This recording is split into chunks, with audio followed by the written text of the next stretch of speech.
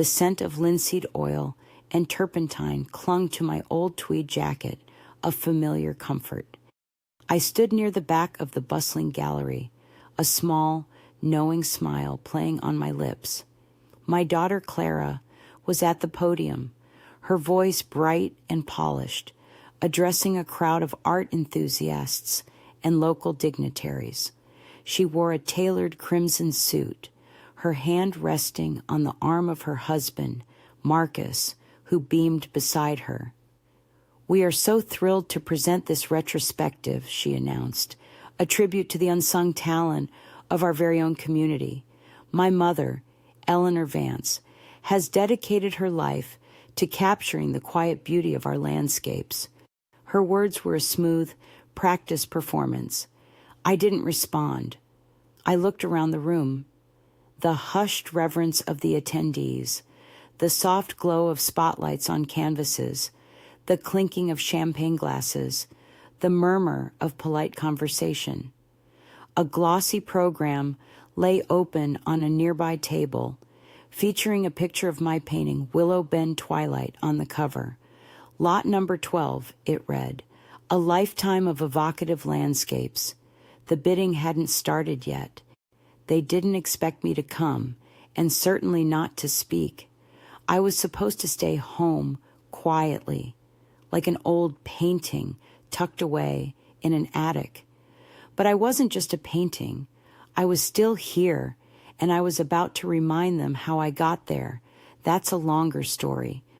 3 weeks earlier, I was pruning my rose bushes when Maya, my granddaughter, called, her voice bubbling with excitement. "Nana, you won't believe it. Mom's organized a whole exhibition for your paintings.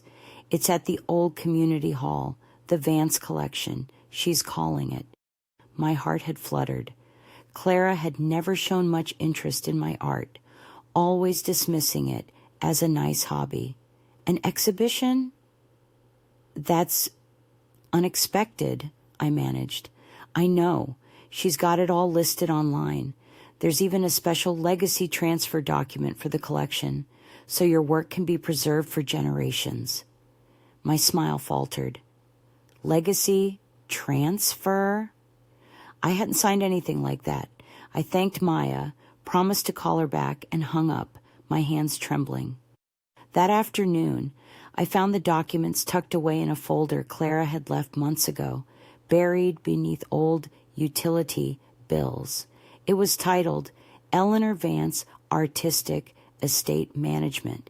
Inside, a complex legal document, pre-signed by Clara, using the power of attorney I'd granted her after my fall last year. "Just for convenience, Mom," she said, her tone all warmth and concern. "In case anything happens and I need to handle your affairs quickly. Medical bills, property taxes, that sort of thing." I had nodded, trusting her. She was my daughter. I never imagined she'd use it like this. I called her immediately, my voice tight. "Clara, I found some papers today.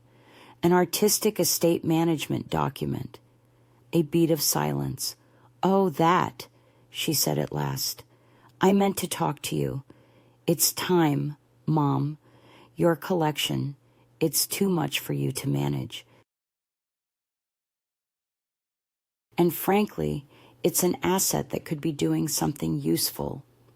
"Useful to whom?" I asked, my breath catching. She sighed. "Don't make this harder than it is. You'll have a lovely place at the Elderwood Suites. Everything taken care of. Meals, housekeeping, even an art studio." "I'm not going anywhere," I said. "You already signed the power of attorney," she reminded me. And then with finality, "It's done." I didn't sleep that night.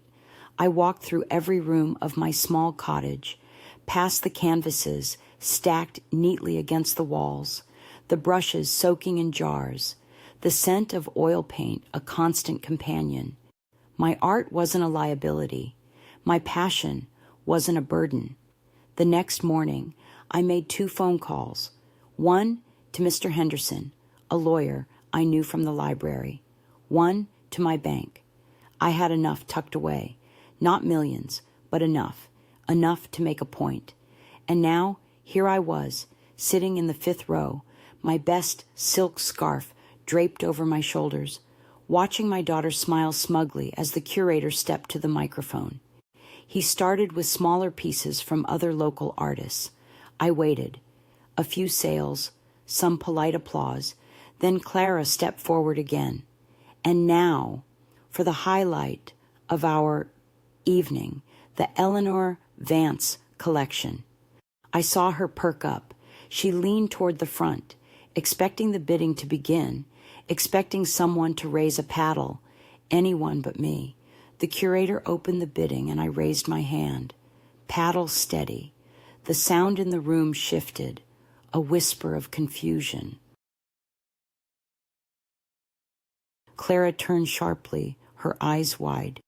"Mother," she said, stepping toward me, but I was no longer the quiet woman who signed forms without reading them, no longer the easy mark. I said nothing. The bidding continued, and I kept my paddle raised. My art wasn't grand.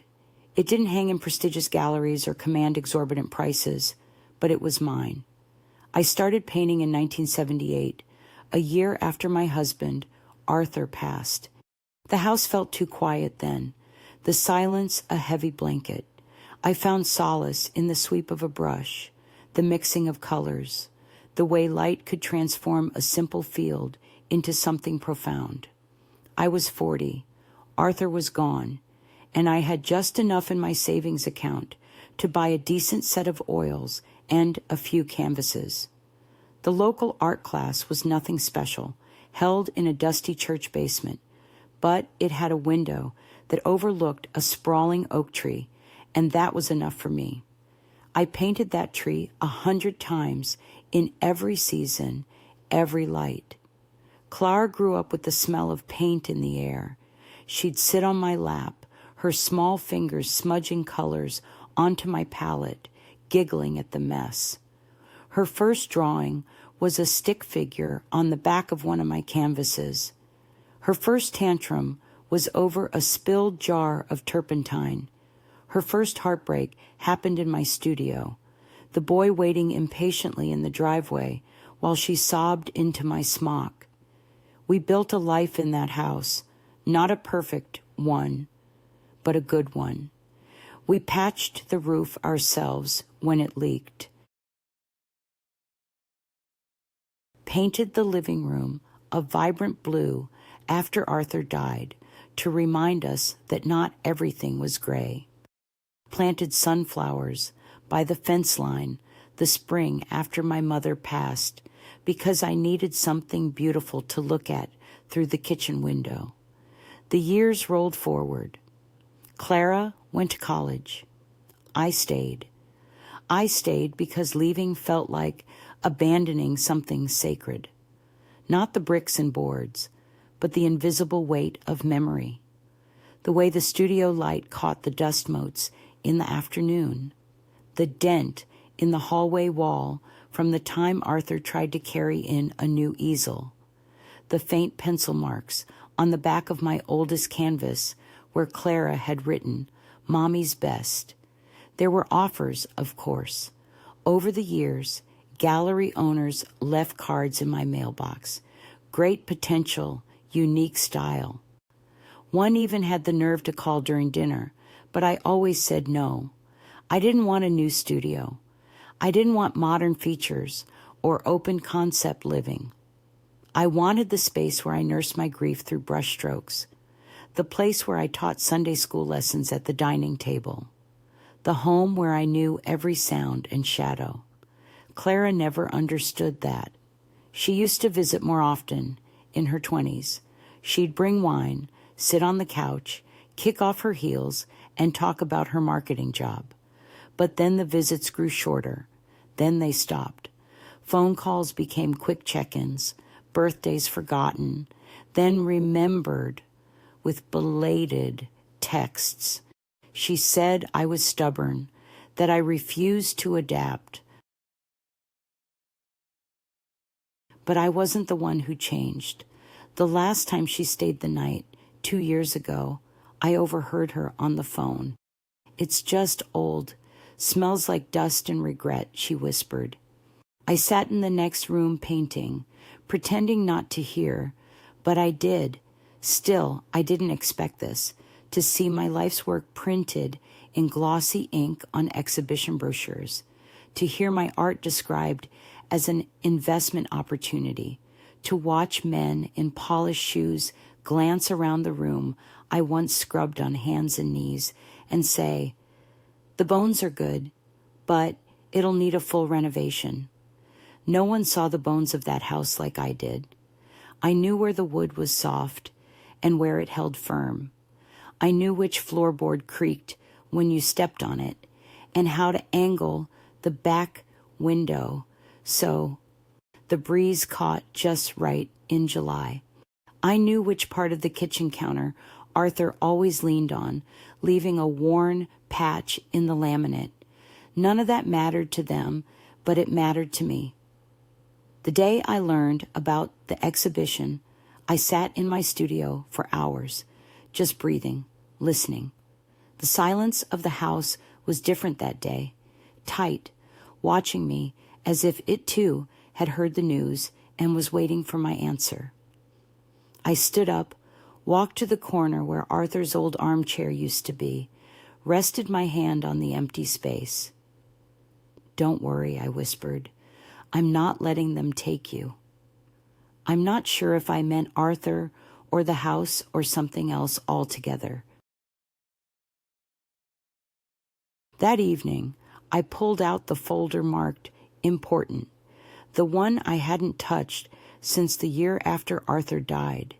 It had everything: deeds, insurance, a safety deposit box key, and the small ledger notebook I'd kept for decades. Every time I dipped into savings, every time I lent Clara money, I wrote it down. I turned to the last page. There was still enough, maybe not to outbid a major collector, but enough to make noise, to make them look at me, to say, "I was here.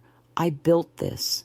You don't get to erase me with a gavel, not without a fight." Clara wasn't always like this.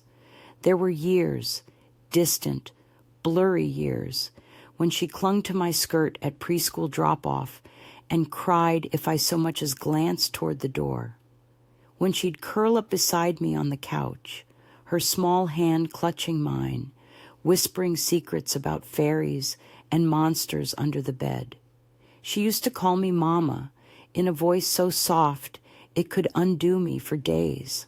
That little girl is gone, replaced by a woman with sharp lipstick and sharper eyes. I still remember the exact moment I realized she had left and someone else had taken her place. It wasn't one of those loud arguments or dramatic scenes. No, it was quiet. That's what made it hurt so much. It was 5 years ago, on a Tuesday. She came over to help with my finances, or so she said. I'd asked her to look over some investment papers. Arthur always handled those things. And, after he passed, the numbers started swimming on the page. Clara sat at the table with her sleek laptop open, typing and clicking with brisk efficiency, barely looking up. "Mom," she said suddenly, without ceremony, "you should really think about selling off some of these older pieces and downsizing the house." I paused. "Selling what?" "Your art." "The house." I thought I misheard her. She sighed. "It's too much for you. You're living alone in 3 bedrooms, 2 baths, and a yard the size of a small park. It's inefficient. And honestly, it's not safe." Safe. The word lingered like a mosquito. She always hid behind safety, convenience, efficiency, what was best. I told her I wasn't interested, that the house was fine, that I had a system, a rhythm.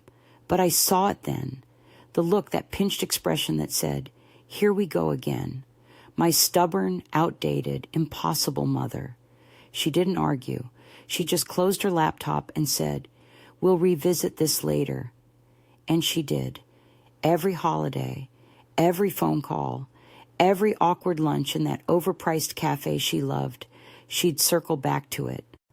"When are you going to downsize? Wouldn't you prefer something modern? Have you looked at Elderwood Suites? They have heated floors and a book club." At first, I thought she was just concerned, but over time, her concern began to sound a lot like impatience. And then there were the favors. They started small, a few hundred for a car repair. Then it was help with the down payment on their new house. Then the tutoring fees for Maya, her daughter. Always with a promise to pay it back, though nothing ever returned. Still, I gave. That's what mothers do, isn't it? We give and give and give until we're dry bones, smiling politely in the corner, hoping someone remembers we used to matter. When she brought the power of attorney papers, it was disguised as care, in case of emergency. She said, "It's just a backup. You don't even need to think about it." I should have asked more questions. I should have had someone read it. But I signed. I trusted her. That trust ended the day I found my art in an exhibition catalog with a legacy transfer I knew nothing about. I didn't yell when I called her. I didn't cry. But something in my voice must have shifted because she responded like I was being unreasonable, like I was standing in the way of progress. "Mom, you're being emotional. This is what's best for everyone." Everyone. She said it so easily, as if I wasn't part of that word. She didn't think I'd fight. She thought I'd fold, just like always, nod and smile and retreat into my painting while they dismantled my life one brushstroke at a time. But something in me, something old and quiet and fierce, woke up. "You don't get to erase me." That night I sat in the kitchen, the same chair Arthur always used, and made a list, not of grievances, though I could have filled pages, but of things I remembered, the things Clara had forgotten or chosen to forget. How she sobbed when her first boyfriend broke her heart and I made her grilled cheese at midnight. How I stayed up all night sewing her Halloween costume the year she wanted to be a comet. How I drove 6 hours through a snowstorm when Maya was born because Clara was too scared to be alone. I wasn't just a name on a deed. I was the hands that held her, the voice that calmed her, the roof that sheltered her. But now I was an asset. A week before the exhibition, I called Maya. My granddaughter, she's 23 now, lives 2 states away, but she still sends postcards, little doodles in the margins, still calls me Nana like she's 5. She picked up on the first ring. "Nana, you okay? You sound funny." I hesitated. "I just wanted to hear your voice." We talked for 15 minutes about her job, her cat, a book she thought I'd like. She didn't know about the legacy transfer. I didn't tell her. Some betrayals are too heavy to pass down. After we hung up, I knew what I had to do. I wasn't just going to show up. I was going to raise my paddle, not to win, not necessarily, but to remind them I was still here and I wasn't leaving quietly. The worst part wasn't the betrayal. It was the way Clara tried to convince herself she hadn't done anything wrong. The morning after our phone call, the one where she told me, calm as you please, that managing my art was already in motion. I found an envelope in the mailbox, a thick one, no return address, but I recognized her handwriting on the front, for review. Inside were 3 glossy brochures, Elderwood Suites, Retirement Redefined, Riverbend Gardens, Peaceful Living for Independent Adults, Pine Ridge Village, where comfort meets care. I flipped through them in silence, cheerful stock photos of gray-haired people playing board games and drinking tea on sun-drenched patios. Everything clean, white, overly bright. Everyone smiling like they'd never lost a single thing in their lives. One page had a mock floor plan, a studio apartment barely bigger than my laundry room. It showed a little couch, a kitchenette, a twin bed in the corner, no dining room, no porch, no space for the antique easel Arthur built, no wall long enough to hang my largest canvas. On the last page of one brochure, someone had circled a line in blue pen. Private garden boxes available upon request. A box, not a yard, not a tree to lean on, just a box. I placed the brochures on the counter, one beside the other, and stared at them like they were foreign language textbooks. And then I folded them neatly and dropped them into the trash. At lunch, Clara called again. "I just want to make sure you had time to look at those options," she said, like she was reminding me to try the salmon special at a restaurant. "I did," I said, "and they're not for me." She sighed. That heavy, theatrical sigh that people use when they want to seem patient, but are in fact boiling with irritation. "Mom, we've been over this." "No," I corrected her. "You've decided. We haven't discussed anything." There was a pause. "You're making this harder than it needs to be." I wanted to laugh. I wanted to scream. But instead, I reached for my tea and said, "No, dear, you are." She hung up not long after, said she had a meeting, promised we'd talk soon, but I knew we wouldn't. That night, I couldn't sleep. My head throbbed with a dull pressure, like my brain was pressing against the inside of my skull, trying to escape. I paced, touched the back of the armchair, ran my fingers over the keys of the piano, dusty and unused, sat at the kitchen table until the sunrise slipped between the curtains and lit up at the dust in the air like gold flakes. I called the lawyer at 8:01 a.m. His name was Mr. Henderson. He was younger than I expected, early 40s, with kind eyes and a wedding ring. He twisted when he was nervous. I'd chosen him because he came highly recommended by Mrs. Davies, a friend from my painting group, who recently set up her own charitable trust. Mr. Henderson listened carefully as I told him everything about the power of attorney, the exhibition, the brochures, my daughter. He didn't interrupt, just nodded, took notes, occasionally raised an eyebrow. When I finished, he leaned back and said, "Mrs. Vance, I'm going to be blunt. This isn't uncommon, but it is unethical. Depending on how the power of attorney was worded and when it was invoked, we may have options. Can I stop the legacy transfer?" I asked. "Possibly, but we'd have to act fast. Once it goes through the public exhibition system, it'll be harder to reverse." "What if I just reclaim my art myself?" He looked surprised, then smiled. "You could. That would certainly make a statement." I nodded. "I want to make one."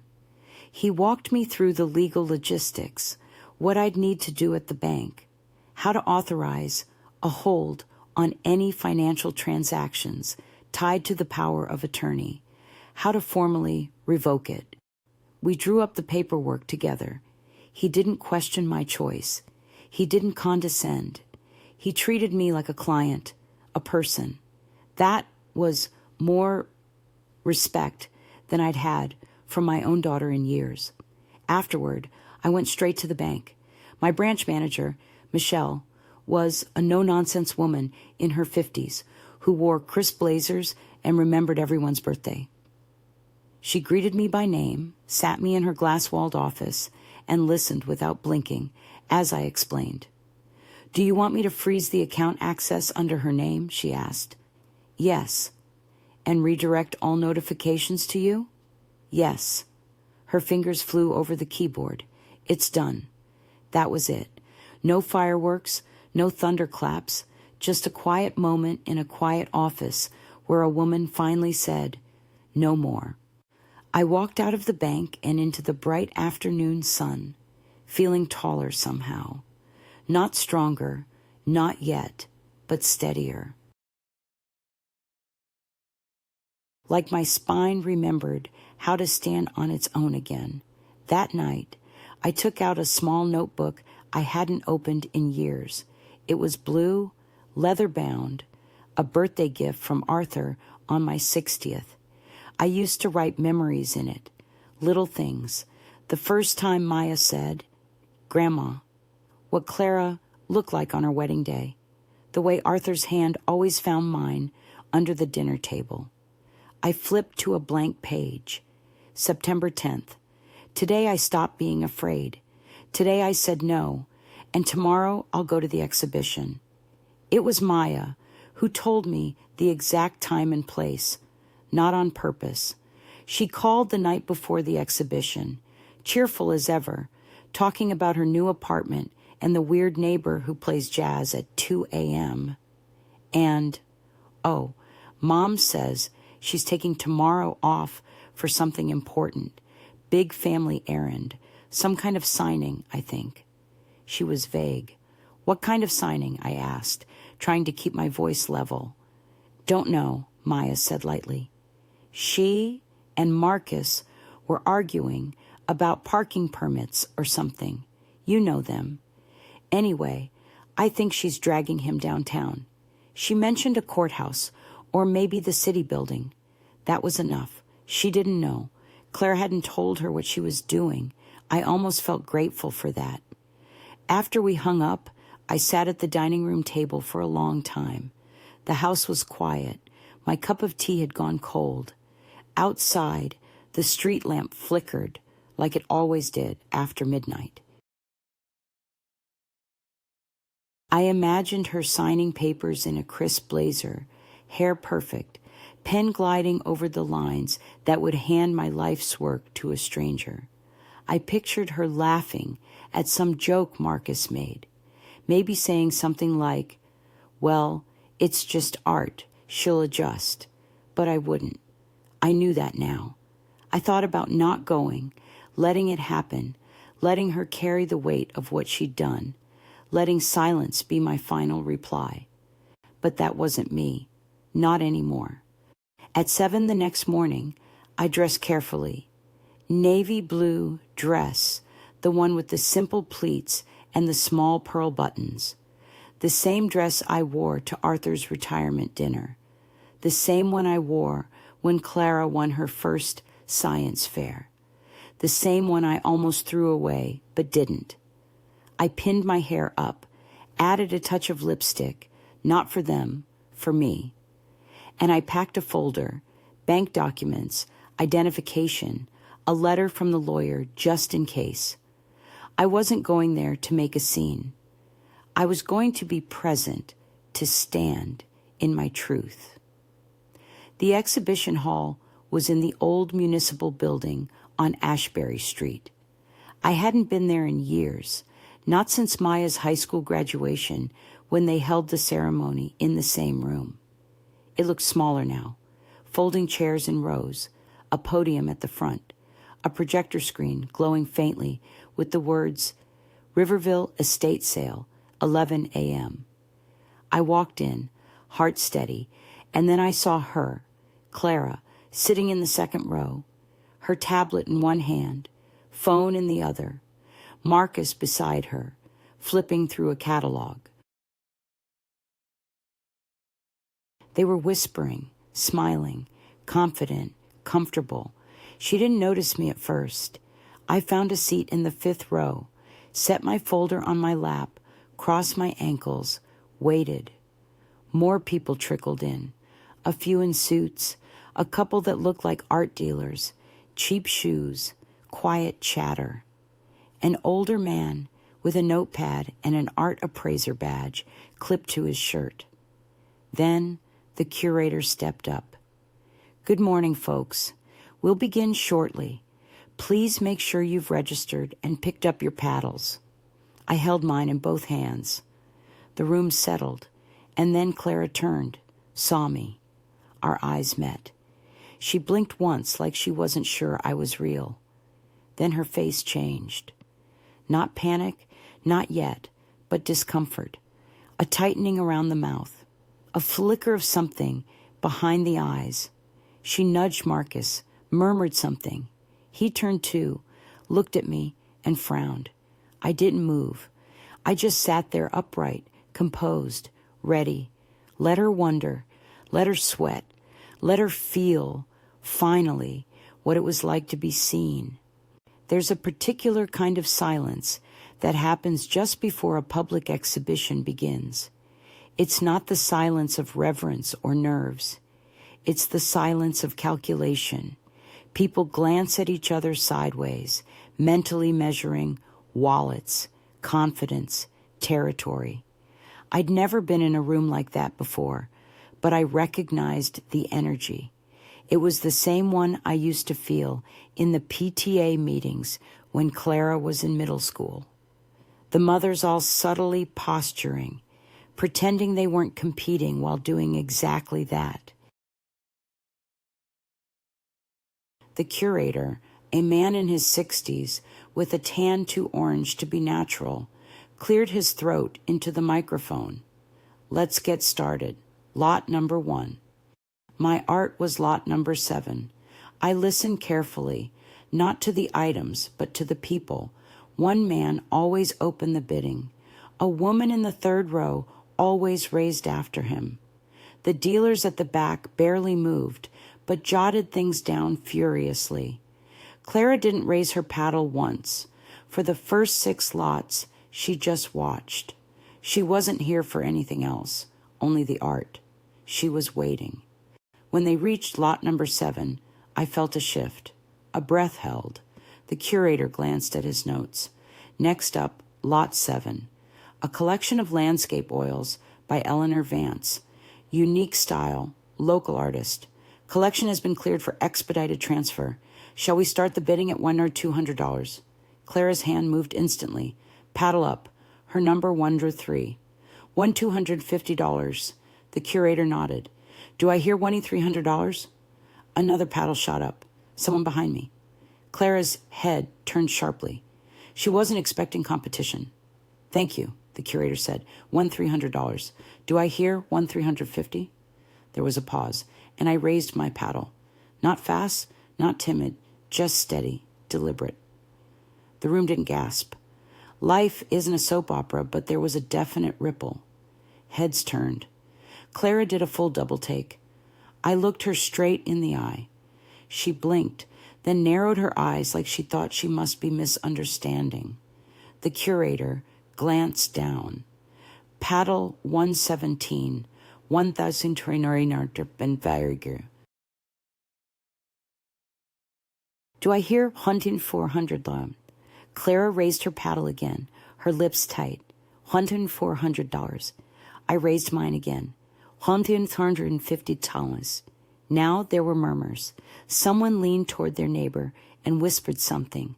I didn't care. I wasn't bidding to win. I was bidding because it was mine. Because they needed to know I hadn't given up my voice just because I'd gotten quiet over the years. Clara turned to Marcus, whispered sharply. He shook his head. She looked forward again. $1,500, she said under her breath, raising her paddle. $1,500 to number 103. Do I hear $1,550? I didn't move. Not yet. Let her sweat. The curator looked around. $1,500 going once. I raised my paddle slowly. $1,550. Clara's face flushed. I could see the color rising up her neck. She raised again. $1,600. The curator seemed amused. Now we have a real contest here, folks. I raised again. Wink on $50. My voice was calm. My hands weren't shaking. This wasn't about money. Not for me. Clara stood up, the only person in the room on her feet. Excuse me, she said loudly. I'd like a word with the curator, please. He looked startled. Ma'am, we're in the middle of bidding. I understand, she said tight-lipped. But I believe there's a misunderstanding.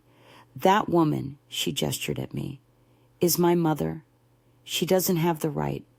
Actually, I do. My voice didn't boom, but it cut through the room like thread through silk. Everyone turned. I stood, slowly. From my bag, I pulled a folder. Legal revocation of power of attorney, signed and notarized, effective as of 3 days ago, filed with the county clerk and attached to the collection's title. Clara froze. The curator stepped down from the platform, took the folder, looked through the papers. He glanced up at me, then at Clara. This changes things, he said quietly. Clara's mouth opened, closed. Her face was a storm of disbelief, confusion, fury. Mom, she said, almost a hiss, what are you doing? Something I should have done a long time ago, I said. There was no applause, no dramatic music, just a long, loaded silence. The curator cleared his throat. Given this new information, we'll need to pause the sale of lot number 7. Please take a brief recess while we confirm legal documents. People stood up, talked in hushed voices. Some stared at me, some stared at her. Clara turned back to Marcus. He looked like he wanted to be anywhere else. I sat back down, calm, certain.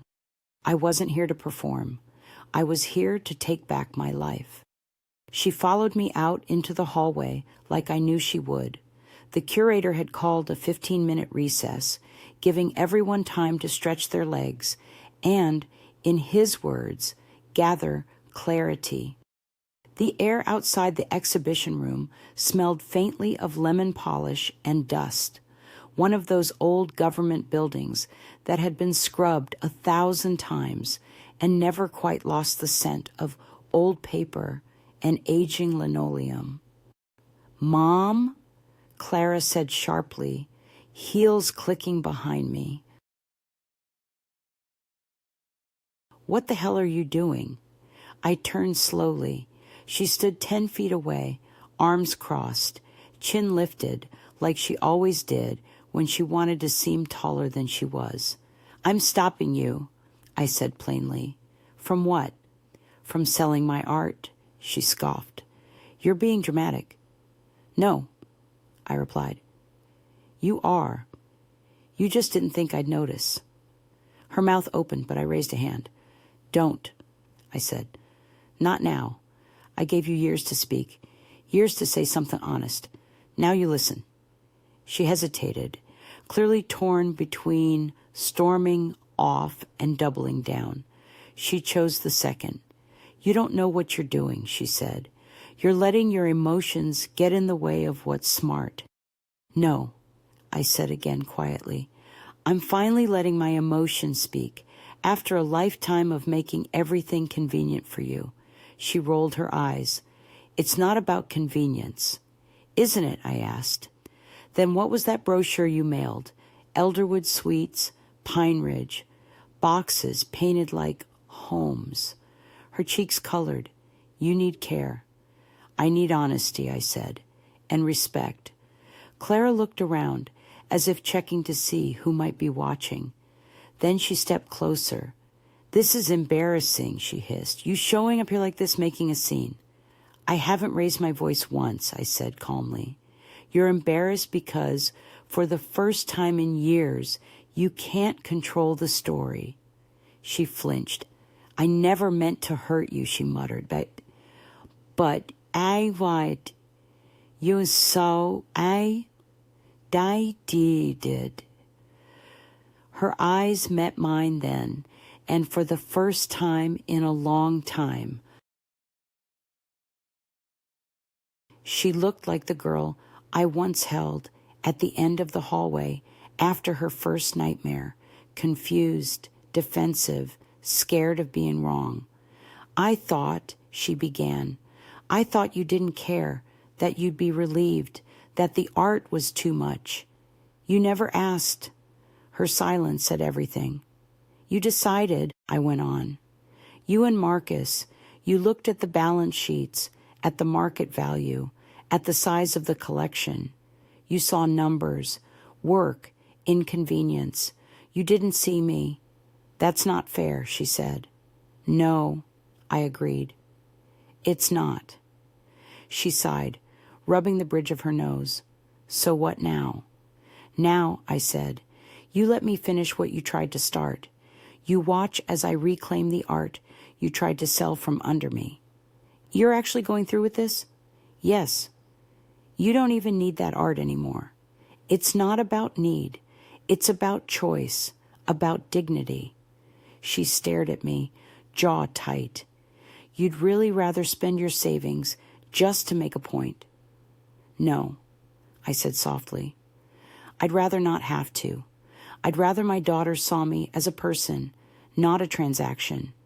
But here we are. There was a pause, long and aching. You're being spiteful, she finally said. And you're being small, I replied. She blinked. If I'm spiteful, I added, I learned it from the silence I've been swallowing for decades. Her eyes filled with something, anger maybe, or fear, or shame. I didn't push. We stood there, two women bound by blood and disappointment. The hallway between us filled with years we couldn't rewrite. I have to get back inside, I said at last. I'll contest it, she said. Half a threat, half a question. You can try, I said, my voice calm, but you won't win. I walked past her then, the smell of her perfume, lingering, familiar, and distant all at once. For a moment, I thought she might reach out, grab my sleeve, say something real. She didn't. Back inside, the curator was shuffling his notes, murmuring into his headset. The room buzzed with quiet energy. Marcus sat in the front row, hunched and frowning as if trying to shrink. I returned to my seat. My folder still lay neatly in my lap. When the curator looked up, his eyes met mine. He gave a tiny nod. Lot 7, he said, voice regaining its rhythm. We are postponing the sale, pending legal review of ownership rights. At this time, the property is no longer available for bidding. A few people grumbled. One man stood and left. Someone else muttered, knew that it'd get messy. I sat very still. It was done. Not won, not celebrated, but stopped. And that was enough for today. The exhibition wrapped up half an hour later. No one looked at me as they left, but I could feel the stares brushing past. Curious, cautious, occasionally pitying. I didn't mind. I wasn't there for them. Clara didn't return to the room. I saw Marcus leave alone, walking quickly, shoulders tight, phone pressed to his ear. I imagined the conversation, something clipped, tense, full of sharp corners. I didn't envy him. I didn't hate him either. He was just a man who let himself believe the path of least resistance was always the smartest one. A lot of people do. When the room emptied, I remained in my seat. I needed a moment, not to rest exactly, but to sit with what had happened, to feel it, not just survive it. The curator approached, folding his clipboard under one arm. Mrs. Vance, he said gently. Miss, I corrected him. I never changed it. He smiled, nodded. Miss Vance, I reviewed the paperwork with our legal consultant. Everything's in order. The revocation stands. And with no valid POA in effect, your art cannot be sold without your explicit consent. I know. I imagine this hasn't been an easy day. No, I said, but it was a necessary one. He hesitated. I've seen a lot of families come through here. Most don't say a word, just sign, nod, move on. But what you did today, he shook his head slightly. It mattered.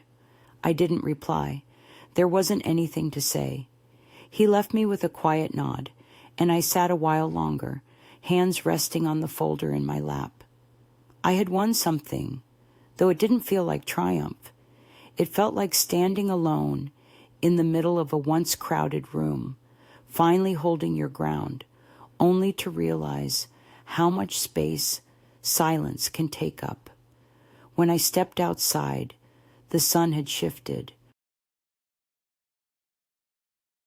Afternoon light, softer than before, filtered through the branches of the sycamore trees lining Ashbury Street. I walked slowly to the parking lot, and there she was, Clara, leaning against her car, arms folded, sunglasses pushed up on her head like she'd forgotten they were there. She wasn't angry anymore, at least not outwardly. She looked tired. Done? She asked. Yes, I said. I thought maybe you'd leave through the other door. I don't use side exits anymore.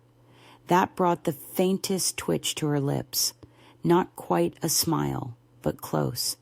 I didn't think you'd actually show up, she admitted, after a pause. That was the idea, wasn't it? I said. Count on me fading quietly. She didn't argue. I told myself I was helping, she said eventually, doing the responsible thing, planning ahead. You were planning for your convenience. Maybe, she admitted, but I also thought you wouldn't fight it, that maybe you'd even be relieved. I looked at her for a long moment. You stopped asking me what I wanted a long time ago. Her face tightened. You stopped telling me. I hadn't expected that. And for a second, I saw her not as the woman who tried to erase me from my own life, but as the child I once raised, still looking for an explanation, still waiting for something soft. Maybe we both forgot how to talk, I said quietly. Clara looked away. It's easier to make decisions when you pretend the other person won't argue. It's easier to pretend love looks like protection, even when it's control. She nodded slowly. So now what? I go home, I said, and you decide what kind of daughter you want to be next. She flinched, but didn't walk away. I'm not asking for money, I added.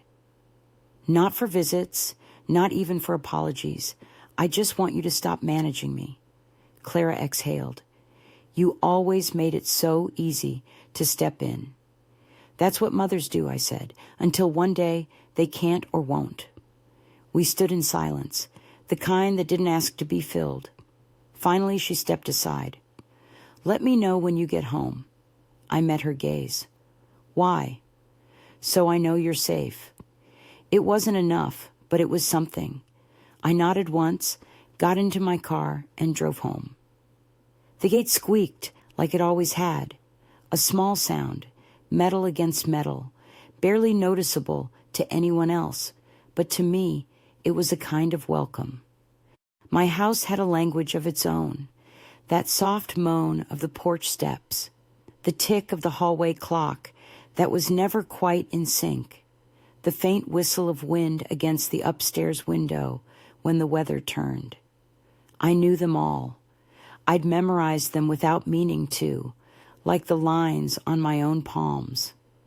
I stepped through the front door and closed it gently behind me.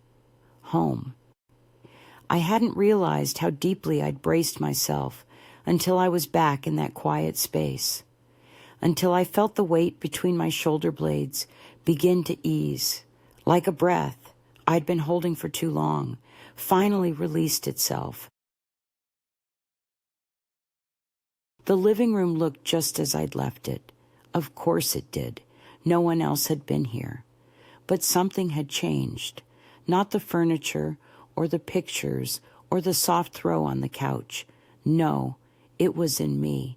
For the first time in years, the house didn't feel like a waiting room for decline. It felt like a place I'd reclaimed, not just legally, but emotionally as mine. I kicked off my shoes and walked into the kitchen.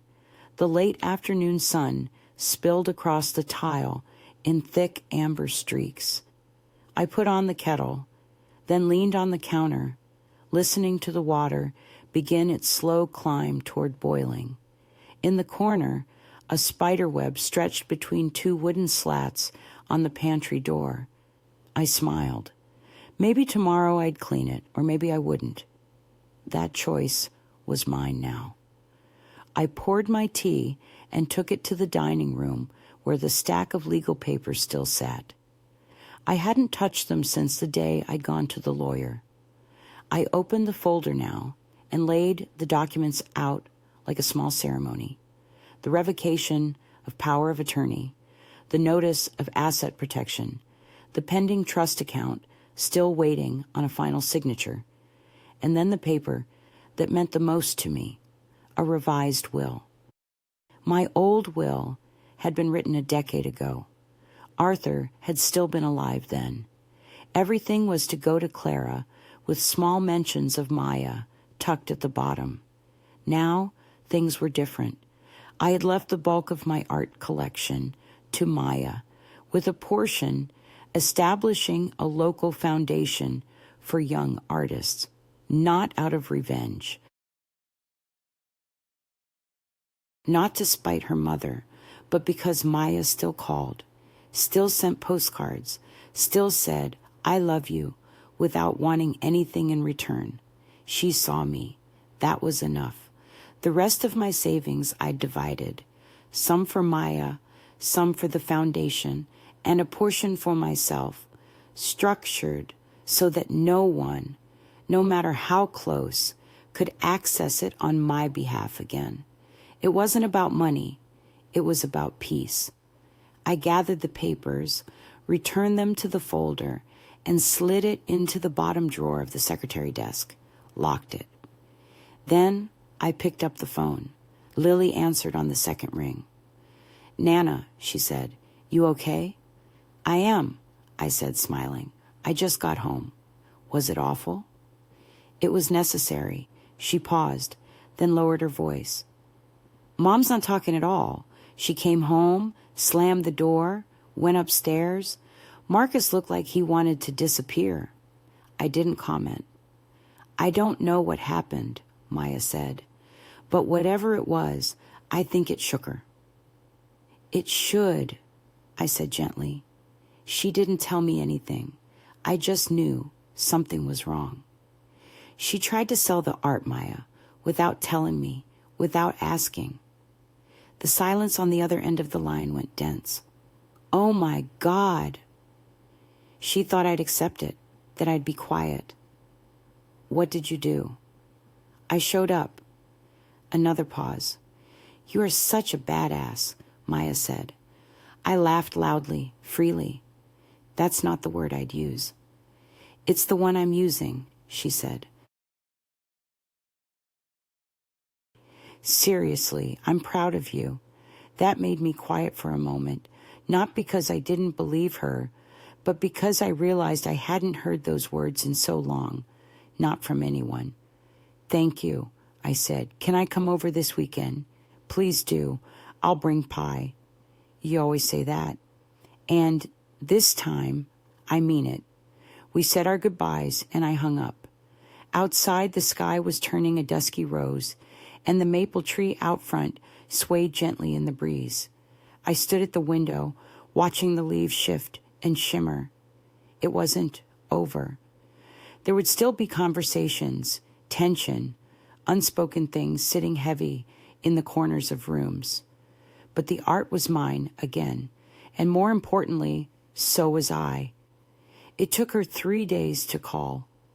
Longer than I expected, honestly. I thought she might show up on my porch that same evening, furious or tearful, or both. But Clara didn't like messy scenes. She preferred control, order, private conversations where she could steer the narrative, and I think For once, she didn't know which story to tell. When my phone finally rang, I was in the garden, pulling up the last of the summer mint before it turned bitter. The screen flashed her name, and for a moment, I just watched it buzz. No part of me rushed to answer. I finished what I was doing, wiped my hands on my apron, and only then picked it up. "Hello." A pause, then, "Hi, Mom." Her voice was different, flat, cautious. "I didn't think you'd answer." "You thought right."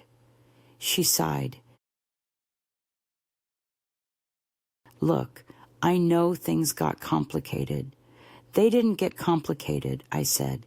"You made a choice, and I responded to it." Another pause. "I didn't mean for it to go that far." "Yes, you did." She bristled. I could hear it in the breath she didn't take. "You don't know what it's like," she said suddenly, "trying to juggle everything, work, family, the constant pressure to keep everyone afloat. I wasn't trying to hurt you. I was trying to make things easier." "For whom?" Her silence was the only answer I needed. I sat on the back porch step, phone to my ear, the garden still fragrant with damp earth and mint. Somewhere nearby, a neighbor's wind chime offered a soft, uncertain melody. "You stopped seeing me as a person," I said. "I became a project, a liability, something to handle." "That's not true." "Isn't it?" I asked quietly. More silence. "I know I didn't ask for help often," I said. "I let you think I was fine when I wasn't. I swallowed a lot to keep the peace, but there's a difference between independence and invisibility." "I never thought you were invisible." "No," I said. "You just acted like I had no voice left." She exhaled long and weary. I thought I was doing what Dad would have wanted." That caught me off guard. For a heartbeat, I forgot I was angry. "What?" "What your father would have wanted," I repeated slowly, "was for his daughter to treat her mother like someone with a mind and a heart, not like a puzzle to be solved. He hated seeing you struggle, and I hated watching him die." I snapped. "But I stayed. I didn't rearrange his life while he was sleeping." I hadn't planned to say that, but once it came out, I didn't regret it. Clara didn't reply. I could hear her breathing. Just that. "I didn't do this to shame you," I said. "I did it because I refused to be erased." "I know." I waited. "I'm sorry," she added finally. And it wasn't much, but it didn't sound rehearsed. "Good," I said. "Now act like it." She let out a soft laugh. Surprised, maybe a little wounded. "I'm not giving the art back to you, if that's what you're calling about." "I know. I changed the will." She was quiet. "Maya gets it," I said. "And I'm moving my savings to a protected account. No one gets to touch it unless I say so." "I get it." "I don't think you do," I said more gently this time. "But maybe you will." She cleared her throat. "Maya told me you're having her over this weekend." "Yes." She's closer to you than she is to me sometimes." "That's not an accident." I didn't say it to hurt her. I said it because it was true. "You can come too if you like," I added after a moment. "If you're ready to listen, not manage." Clara didn't answer right away. "I'll think about it," she said finally. "That's all I ask." We ended the call not as friends, not as mother and daughter the way we used to be, but as two women who understood that something had been broken and that it might never return to its original shape. But maybe, just maybe, something else could be built in its place. I stood, brushed dirt from my knees, and went back to the garden. Maya arrived just after noon on Saturday, her arms full of bags and her smile too wide for someone who'd just driven 2 hours in the rain. I opened the door to the smell of wet pavement and cinnamon. "Don't panic," she said, stepping in. "I brought pie, and yes, I actually made it this time. Then we'll both be surprised by how it tastes." She grinned, kicked off her boots, and hugged me tight and warm and lingering just a second longer than usual. I felt it in that hug, the weight of the week, the undercurrent of worry, the small relief of presence. We moved through the kitchen like we always had. She set the pie on the counter. I poured the tea. Neither of us mentioned the exhibition or Clara or the quiet echo of what had nearly been taken. Not right away.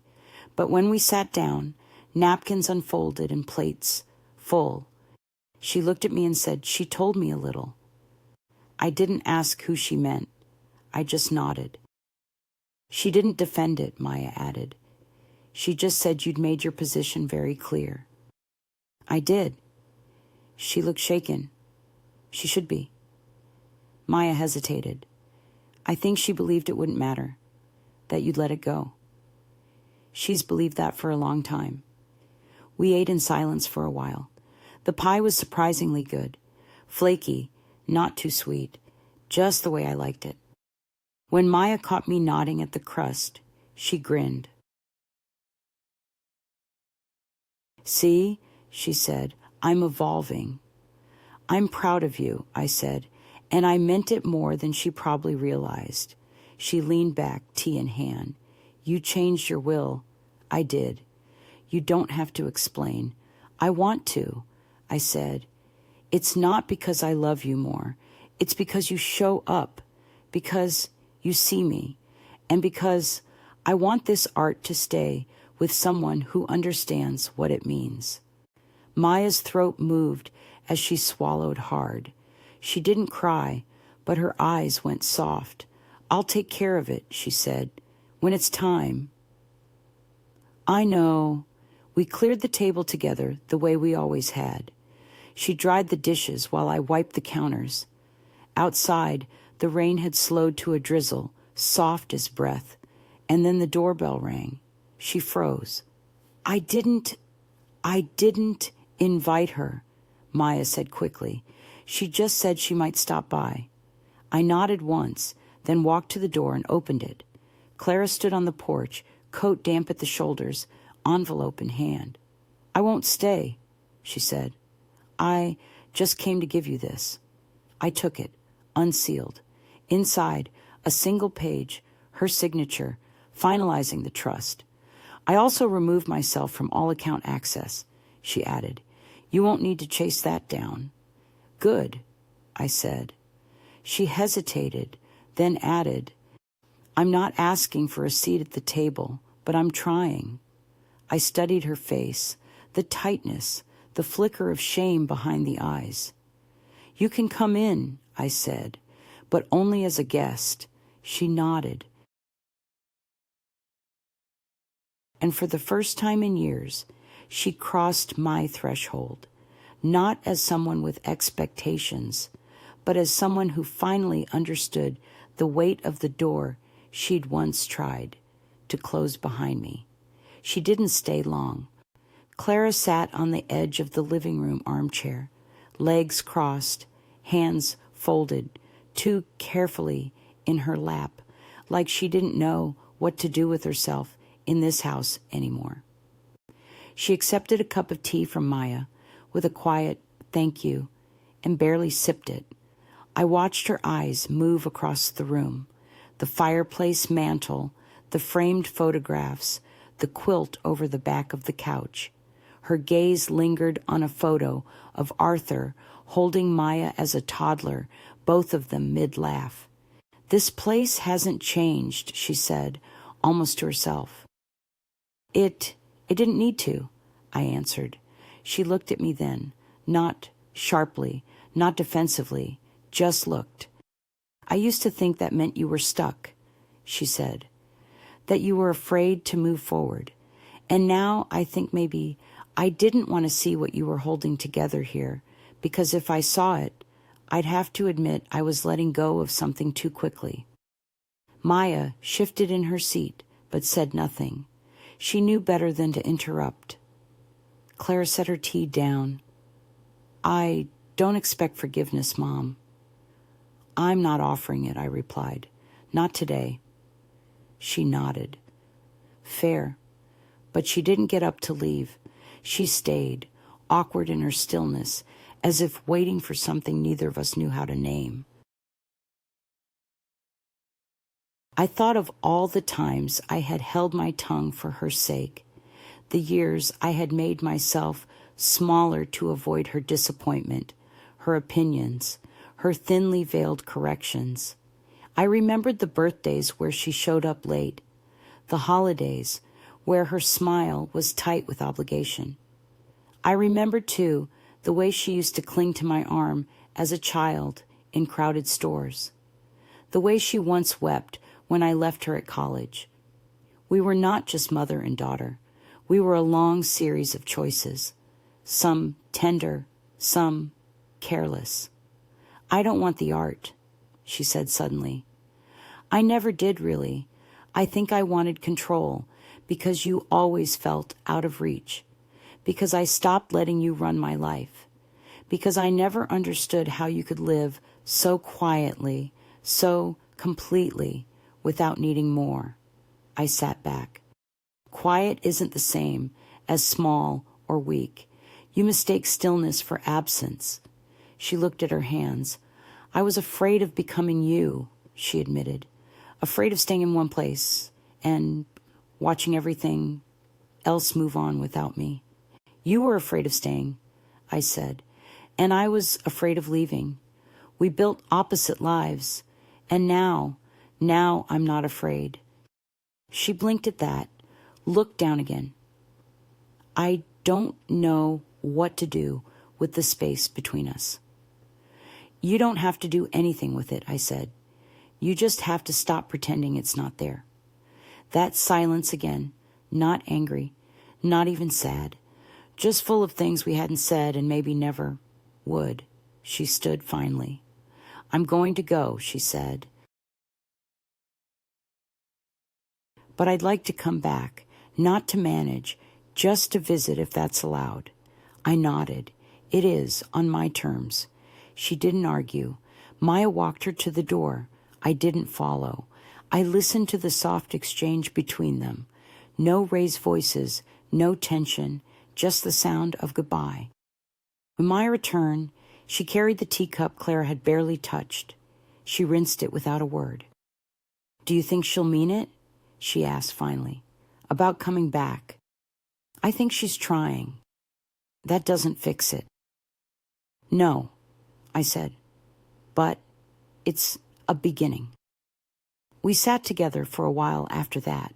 No noise, but the occasional creak of the floorboards beneath our chairs and the rustle of wind through the trees outside. You okay, Nana? Maya asked. I took a moment before answering. Yes, I said. For the first time in a long time, I think I am.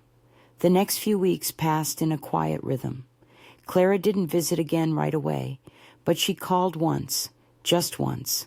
It was a short conversation, stilted with long pauses, as if we were speaking through a fog neither of us could quite clear. But it was polite, cautious, civil. That was a beginning, too. Meanwhile, I returned to my own life, the one I'd nearly let slip away under the weight of someone else's certainty. I started going back to the art studio again on Thursday mornings. The women there always saved me the chair by the window, the one closest to the heating vent in winter. I spent long afternoons tending the garden.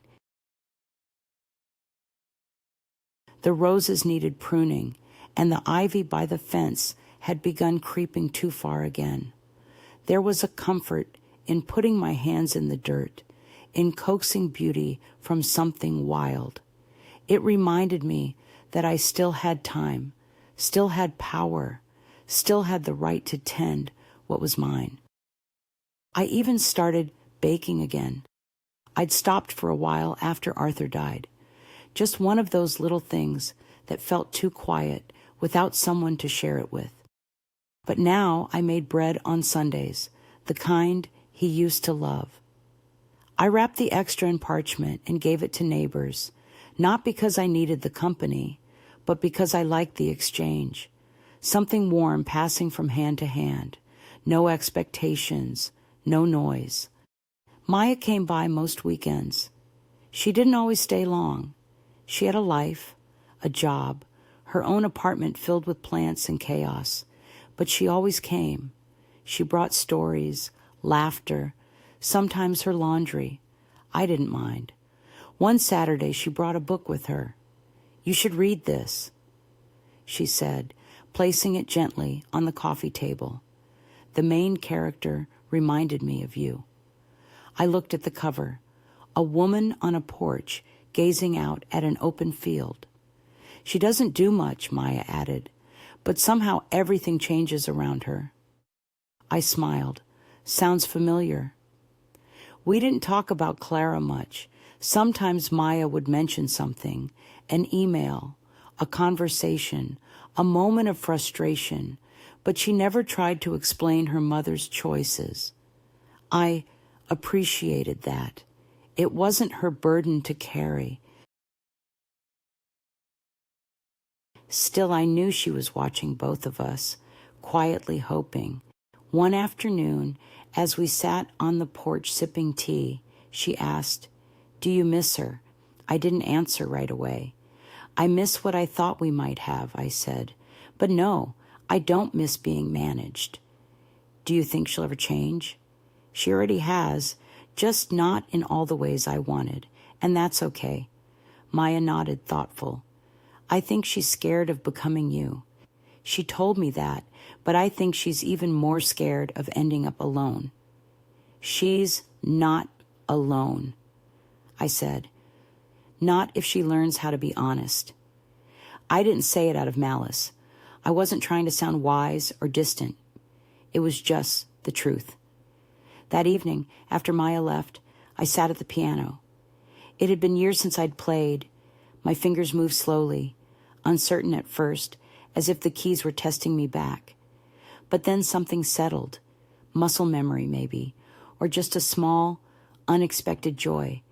The melody was simple, old, something Arthur used to hum without realizing. I played until the light outside turned amber, then blue, then disappeared altogether. The room was quiet again, not empty, never empty, but filled with a kind of peace I hadn't known I was still allowed to feel. And for the first time in months, I didn't think about what might be taken next. I thought about what I still had. The letter came in the middle of November. A simple envelope, no return address. Clara's handwriting neat, familiar, too formal. I sat at the kitchen table before opening it, the way I always had with her letters when she was younger. Back then, they'd come from summer camp, from college, from early work trips, little updates, scraps of her life sent home to be held. This one felt heavier. Inside, 2 pages, handwritten, not typed. The first line read, I didn't know how to say this aloud. I read it slowly. No part of me rushed. She didn't make excuses. That surprised me. She wrote about fear, about watching me age, and not knowing what to do with it, about control as a reflex, a substitute for closeness, about how she'd convinced herself that taking charge was the same as showing care.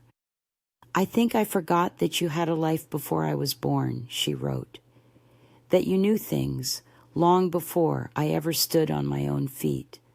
Somewhere along the way, I stopped looking at you. I started managing you like a task.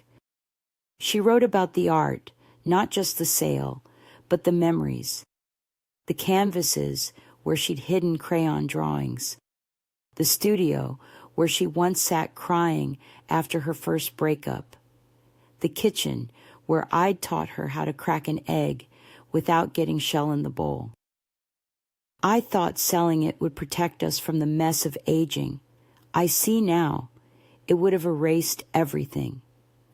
There was no dramatic apology, just a quiet kind of reckoning. Near the end, she wrote, "I understand if you don't want me back in your life the way things were.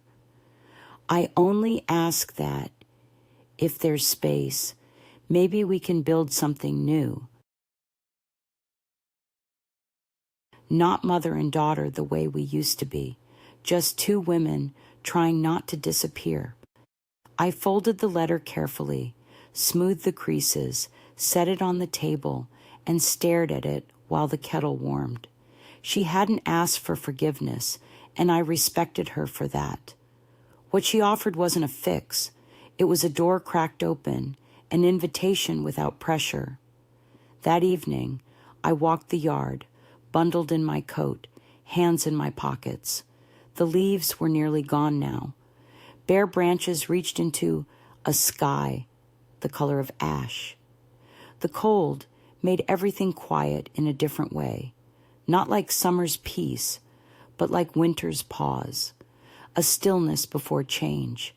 I thought about how long I'd carried the silence between us, how much weight that silence had gathered over the years, every missed birthday call, every unspoken hurt, every sigh I'd swallowed, and how one letter, 2 pages, had begun to loosen its hold. I didn't know what would come next. I didn't know if we'd ever be what people called close, but I knew one thing. She saw me now, not just as a mother, not as a woman in a house she no longer understood, but as a person with boundaries, with breath. That was something. The next morning, I wrote her back, just 1 page. I told her I got the letter, that I believed her, that I was willing to try, not to forget, not to return, but to begin again from where we were, honest, equal, grown. And then I added, if you ever want to come back to the house, the door's open, but you walk through it as my guest, and you leave your clipboard at home. I signed it with just my name, no mom, no title. Then I slipped it into the envelope and mailed it. The air was cold on my cheeks when I stepped outside, but it didn't feel harsh. It felt clean. She came again in December. No warning, no fanfare, just the sound of her car pulling into the drive, the low crunch of tires over cold gravel. I watched from the window as she stepped out, scarf wrapped tight, hands bare despite the wind. She had no bag, no clipboard, just a tin in her hands, silver with a red ribbon. I opened the door before she could knock. I brought ginger snaps, she said, like it was the most ordinary thing in the world. Of course you did, I said, and stepped aside. She entered quietly, removed her coat, took off her shoes. Every gesture, careful, deliberate. She didn't ask where to sit this time. She waited. Tea, I asked. She nodded. Please. We moved through the motions, boil, pour, steep, in companionable silence, the kind that used to belong to us before things got heavy, before control replaced conversation. In the living room, she set the tin on the table, but didn't open it. I read your letter 3 times, she said finally. I didn't know 1 page could hold so much. You used to say the same thing about recipes. She smiled, a small one, but real. I didn't expect you to answer. You didn't expect a lot of things. She winced, nodded. No, I didn't. We sipped our tea. The house was warm, the light outside a soft gray, the kind of afternoon that pressed everything a little closer together. No noise but the hum of the radiator and the faint sound of wind through bare trees. After a while, she leaned forward and opened the tin. They're from your recipe, she said. I had to dig through old notebooks to find it. I took one, broke it in half. The scent, ginger, molasses, clove, rose up like memory. You didn't burn them. I made 3 batches. We sat together and ate in silence. No lectures, no explanations, just the snap of cookies, the comfort of shared time, and the slow repair of something long broken. She stayed an hour, didn't try to fill it, didn't try to fix anything. When she left, she didn't say, "See you soon." She said, "Thank you for letting me in."